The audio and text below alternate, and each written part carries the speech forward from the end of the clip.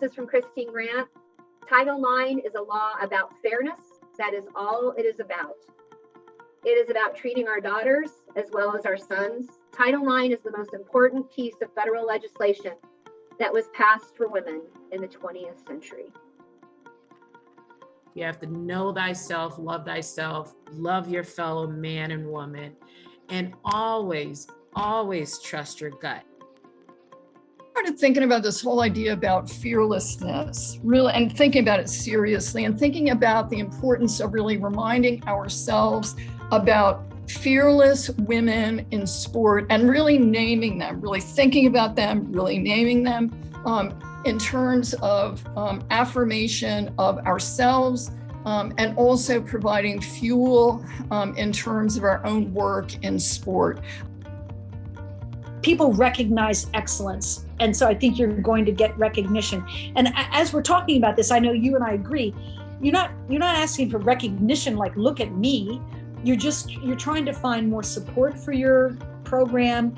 You're trying to find more community interest, more fan interest, more youth interest that's going to drive the development of your sport. So we have to be able to shine a light on what we're doing. I had no idea all the other things that went into coaching and all the other roles and duties that you had to do as well, especially being at the Division III level. You have to wear a lot of hats and you have to do a lot of different things. I really believe career success entails the same commitments that it takes to be successful in your sport. Be passionate, proud, and motivated to work hard, have fun, and win.